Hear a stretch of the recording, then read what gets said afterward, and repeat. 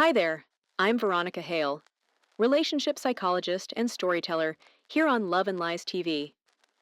And today, I want to take you back to a moment that Jordan would later call the night that changed the fate of three people. It was raining so hard that the wipers were almost useless.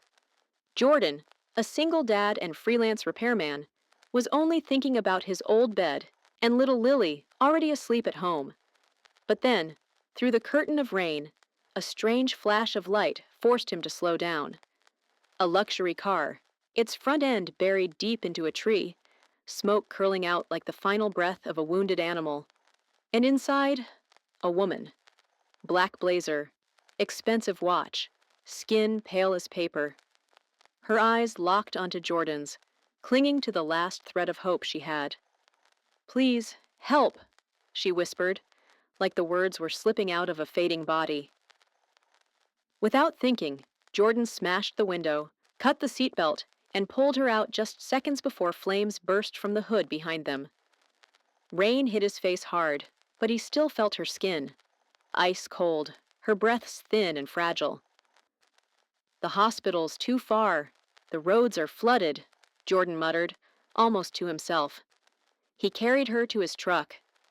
When his hands touched her soaking, freezing skin, he knew she wouldn't last long without warmth. And so, in the middle of that brutal storm, Jordan brought a complete stranger into his tiny home, unaware that this single act would steer his life onto a completely different path. One night, one decision, and everything changed. The next morning, Jordan woke to the sound of a glass tapping softly against the old wooden table in the kitchen. For a moment, he thought he was dreaming, but when he turned around, he froze. In his small kitchen, drenched in early morning light, stood the woman from the night before. Her hair slightly messy, bare feet on the cold wooden floor, and on her body, his white work shirt, the one he usually wore on repair jobs, long enough to brush against her knees. She looked at him with a calmness that stunned him. "Good morning," she said. Her voice wasn't loud, but it was steady, confident. Then she added, "You don't remember me, do you?" Jordan flushed red, suddenly awkward, more like a teenage boy than the man who had run through a storm to save someone. "You're—" She set her coffee down and let out a soft breath, the kind people take right before revealing something heavy. "I'm Aria Beaumont, and my company owns this entire housing block, including the place you're renting." Jordan froze. The leaky roof, the peeling walls, the tiny worn-down house he'd spent years trying to keep together. All of it belonged to the woman standing in front of him, elegant even in exhaustion, even after nearly dying the night before. Aria reached into her bag and placed a stack of cash on the table. Crisp $100 bills, easily $2,000. "This is to repay you, for last night, for taking me in, for the shirt, the bed. I just wanted to do the right thing." Jordan stared at the money like it was an insult. "You think I did it for the money?"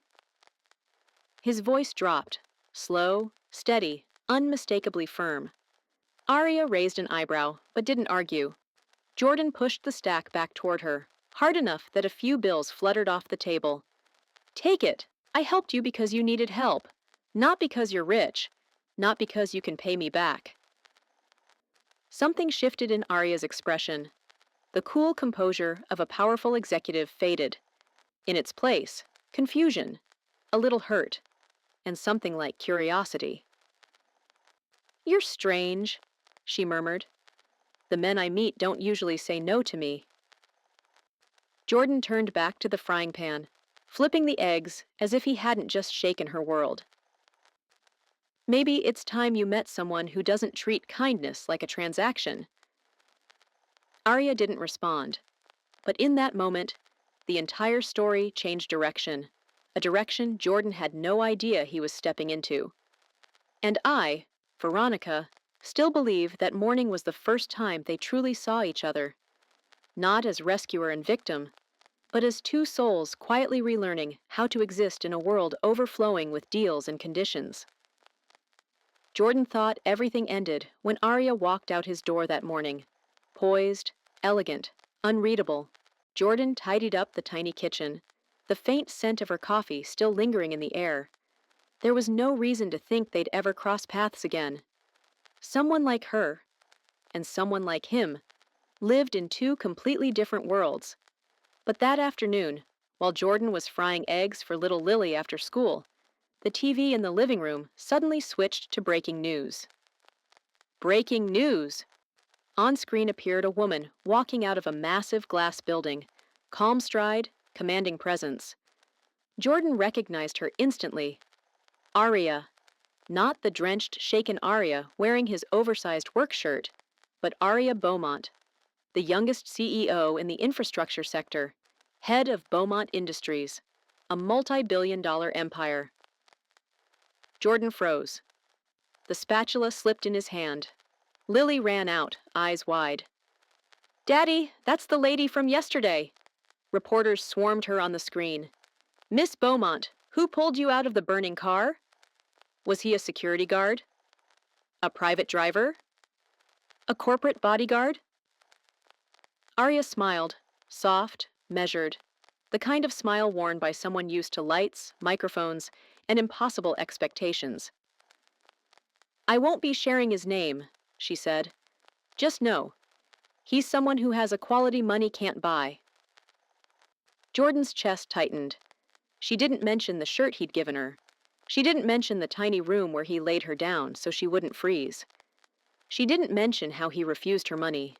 She told the world only one thing, the thing that mattered. He had a quality money can't buy. And right then, Jordan understood something he hadn't before. The story wasn't over, it was just beginning.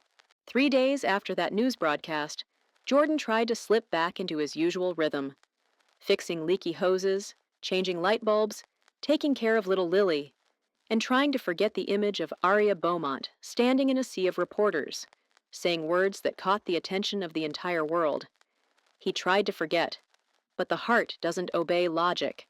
That morning, Jordan was under a sink in the teacher's lounge at Lily's school, fixing a pipe, when he heard an unfamiliar engine outside. Too smooth. Too expensive to belong anywhere near this neighborhood. He ignored it until the sharp tap of heels echoed behind him. "Jordan?" He turned and froze. Arya Beaumont, dressed in a flawless white suit, hair pulled back, looking like she'd stepped off the cover of a magazine, was standing right in front of him. Right there, in an old public school courtyard filled with peeling paint, children's laughter, and the scent of disinfectant. Teachers stopped what they were doing. Parents whispered, "A billionaire CEO, showing up in a place no one would ever expect her to set foot in." Jordan wiped his hands on a dirty rag, suddenly feeling like every inch of the broke single dad he was. "What are you doing here?" he asked quietly. Arya inhaled, maybe for the first time in her life in this way, and spoke softly but firmly. "I'm here to apologize. For real this time." Jordan didn't answer. He just looked at her. A look that made Arya Beaumont, lose a sliver of confidence. Then she pulled out a folder and handed it to him. "I bought the entire building you're renting from." She paused, as if afraid he'd misunderstand. "Not to control you, not to put you in a corner, but because I wanted to fix what I did wrong." Jordan frowned. "And this is what?" Arya opened the folder. Inside was a transfer of ownership. His name, Jordan Miles, sat under the line marked Owner. "I'm giving that apartment to you," she said, her voice softer than the rain the night she almost died.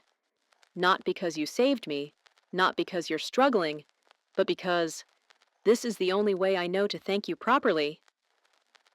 Jordan stared at the document like it was too big, too unreal to even touch.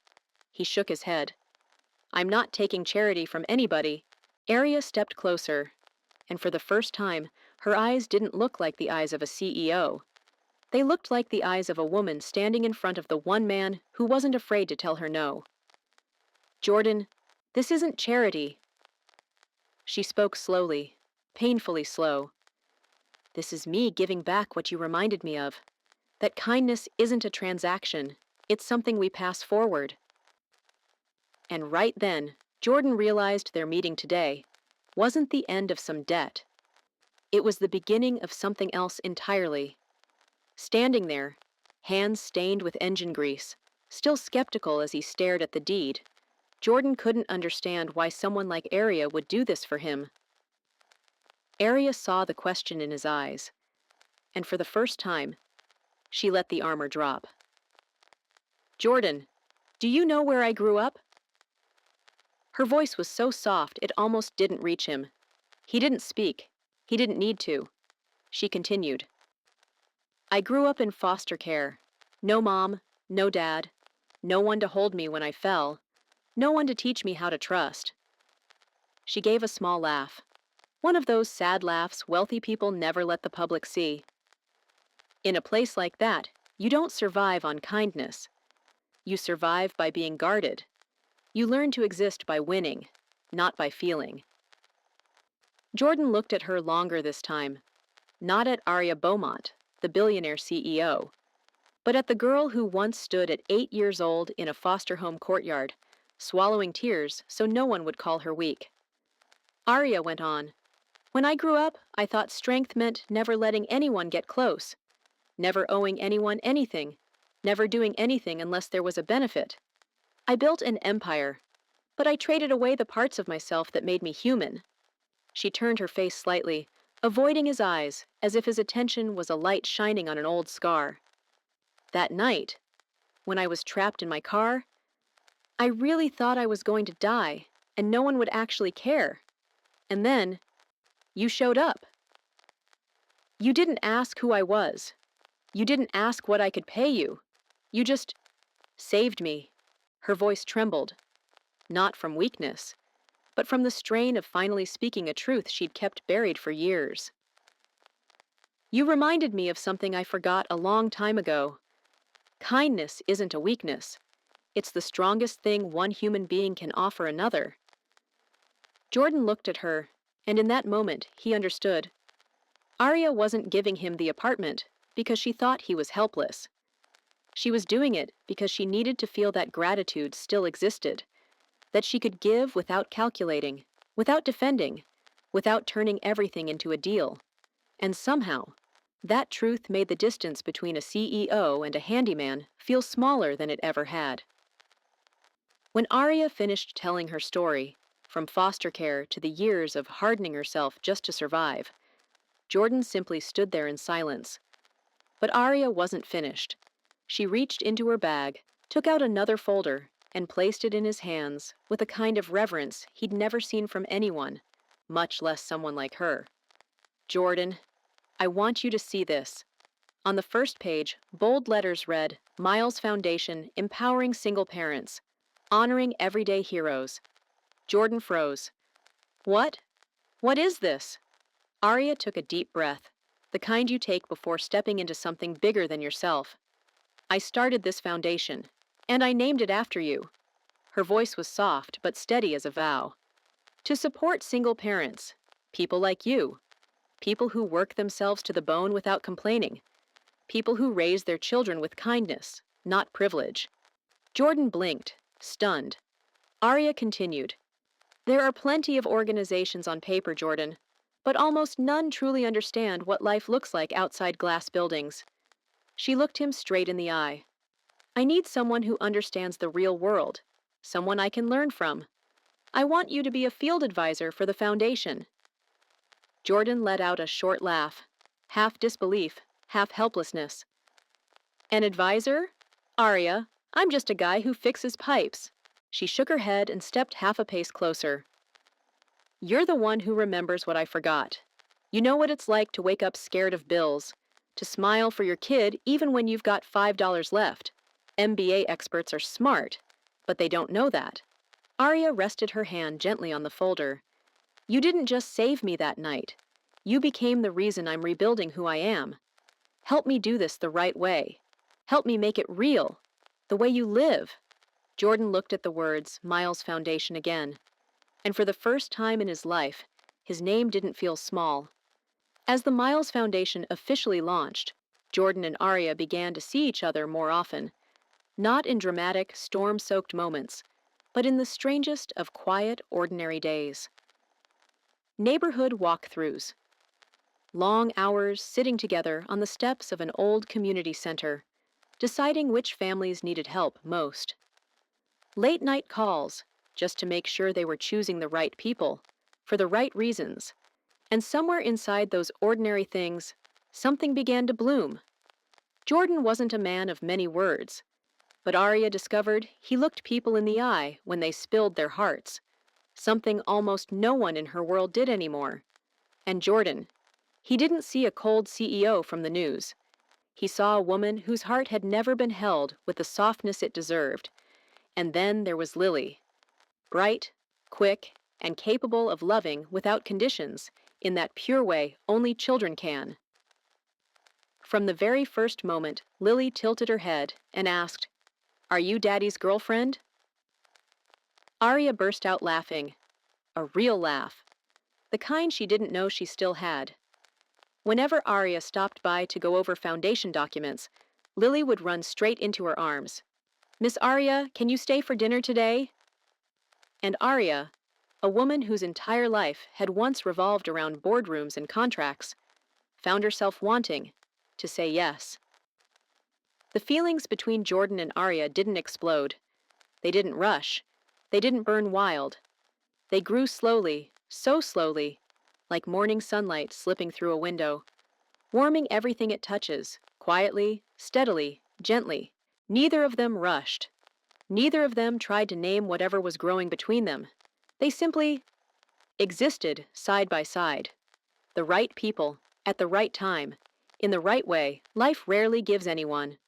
And I've always believed, in the most beautiful stories, love doesn't arrive like fire. It arrives like peace.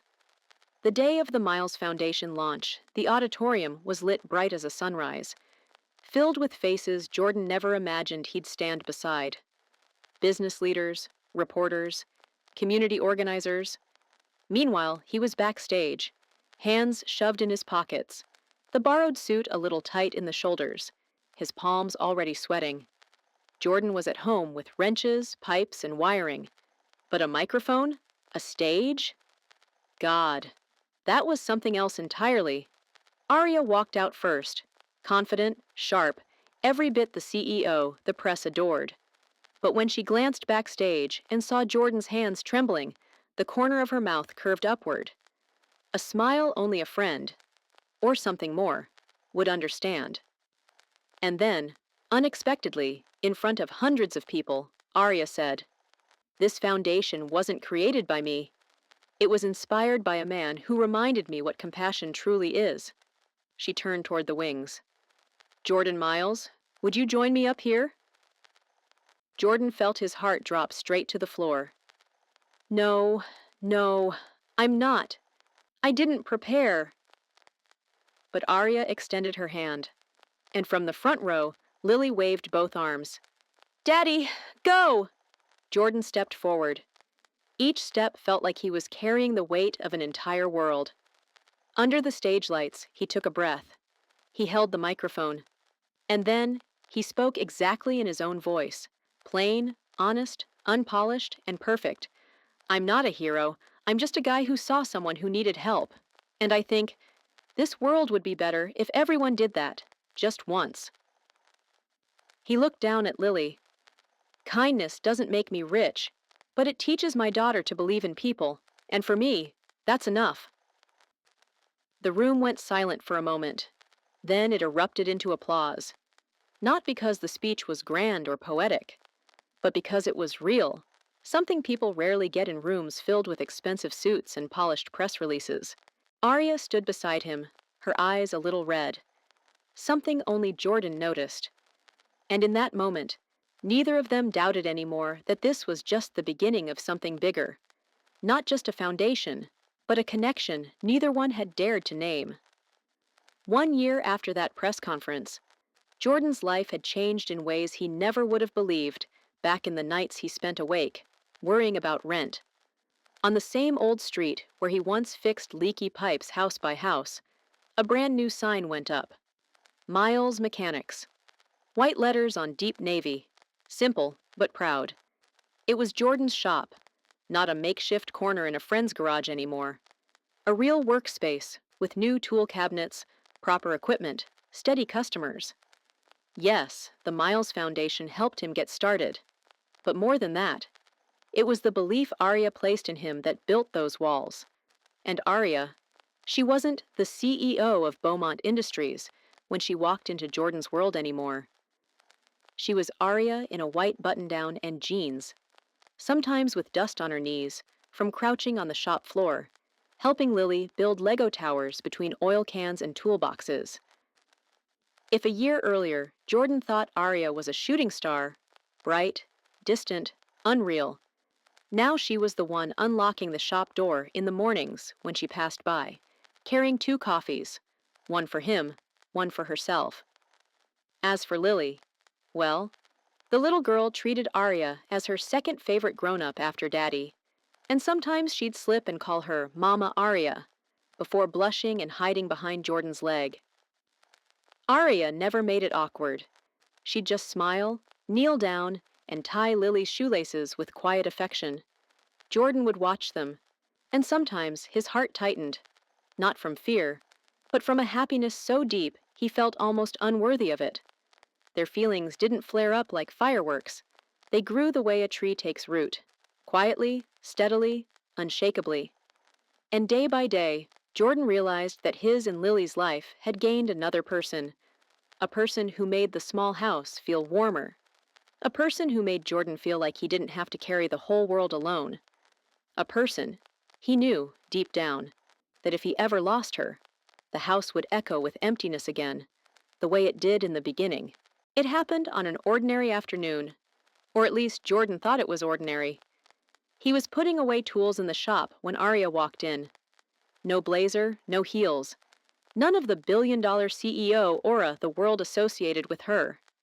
Just Arya, hair loosely tied back, wearing the button-down she always borrowed from him, a cream-colored envelope in her hand. "Jordan," she said. Just one word, but her voice was different, softer, unsteady, like someone on the edge of revealing something that would change everything. She held out the envelope. "I want you to read this, but only when you're ready." Jordan wiped the grease off his hands and took it gently, as if the paper might break. Her handwriting on the front, soft, slightly tilted, imperfect in the most honest way, made his heart stumble. He opened the letter. Inside were only a few lines, but each one landed exactly where his heart was most vulnerable. "Jordan, you saved my life, literally and in every other way. You showed me that kindness isn't a luxury. It's what makes life worth living. I can't imagine a future that doesn't include you, and Lily. Jordan Miles, I want to be your family. I want to marry you." Jordan's eyes burned. A man who once believed he had nothing but calloused hands and hard work now stood holding a proposal from a woman who owned an empire. When he looked up, Arya was watching him. Not hiding, not pretending to be strong, just a woman offering her whole heart, without armor. "I know. Women proposing is unusual," Arya whispered, "but I also know there are things a woman shouldn't have to wait for." Jordan stepped closer and took her hands. "Arya, you've been here long before you realized it." They stood there, surrounded by the smell of motor oil, sunlight spilling through the workshop window, and the unmistakable feeling that all 3 of their lives had just turned the page. The wedding, Jordan and Arya's wedding, wasn't extravagant. No 6-figure dress, no glittering ballroom. It took place in the small garden behind Miles Mechanics, the same spot where Jordan fixed neighbors' cars, and where Lily taped her childlike drawings all over the wall. That day, sunlight fell softly, like gold dust. Arya walked toward Jordan, not as the powerful CEO the world knew, but as a woman who had finally found her home. Lily stood between them in a white dress, hair braided neatly, her small hands gripping theirs, as if letting go might make the beautiful moment disappear. When the officiant asked, Do you promise to walk with this person for the rest of your life? In wealth or in hardship? In sunlight or in storm? Jordan hadn't answered yet when Lily whispered, loud enough for everyone to hear, "Daddy, say yes!" Laughter rippled through the garden. Arya wiped her tears. Jordan bent down, kissed his daughter's forehead, then looked at Arya as if the whole world was standing right in front of him. "I do," he said. Strong, certain, and for the first time in her life, Arya felt she didn't have to be strong alone. When they shared their first kiss as husband and wife, Lily wrapped her arms around both of them, her voice bright enough to warm every heart there. "Now we're a family!" At the end of this story, I, Veronica, want to leave you with the words Jordan always repeats. Kindness can save one life, sometimes two, sometimes three. If you believe in the power of kindness, leave a comment below. And if this story touched you, don't forget to like, share, and subscribe to Love and Lies TV so I can bring you more stories that heal, soften, and remind us of what truly matters.